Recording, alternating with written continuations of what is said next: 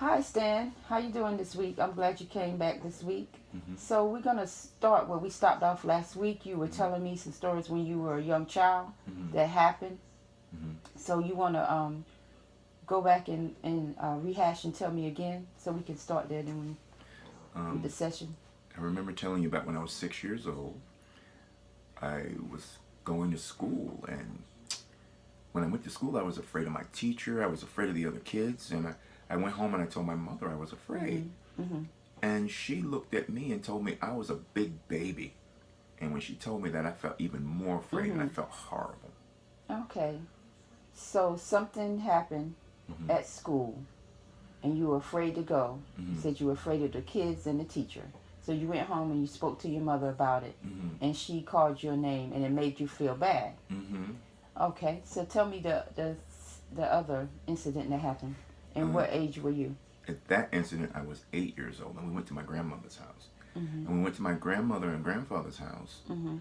My this kid came out from nowhere and he hit me. So I started fighting with him.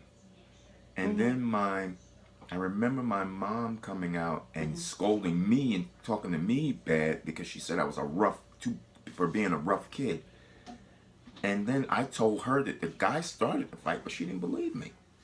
Mhm. And that made me feel so bad that Okay. my own mother didn't believe me. Okay, so you're saying that when you were 8 years old, correct? You got into a fight with another kid, but he started the fight. But your mother came in on the end part and saw that you were being rough and scolded you for being rough, Mm-hmm. and she didn't believe you when you told her that it was him that Mm-hmm. started the fight. Mm-hmm. So, and that made you feel how? Well, it made me feel hurt. It made me feel like I couldn't trust my own mom to Mhm. believe me. It made me feel like as a man I can't even show my emotions. Okay. Okay. So today, with that being said, today we want to work on some strategies and some alternatives to those feelings. Something that can help you not have those feelings. We want to Mm-hmm. work on some strategies to help Mm-hmm. you today.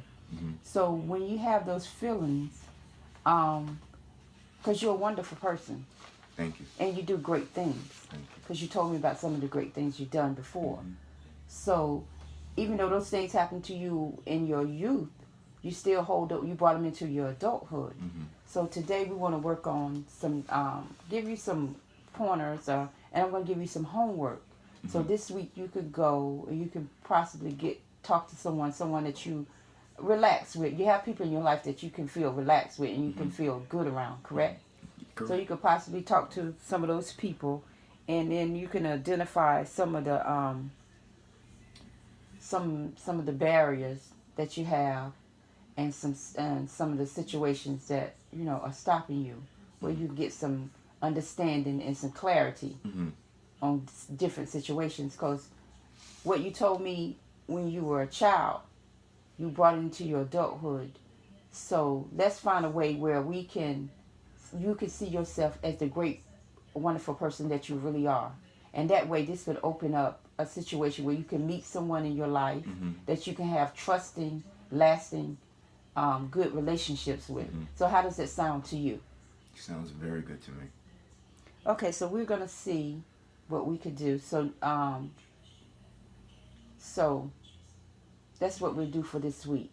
Mm-hmm. Um, so next week, when you come back, we'll talk about what happened when you did your homework, Mm-hmm. and you'll tell me the scenarios and what happened. Okay. Okay.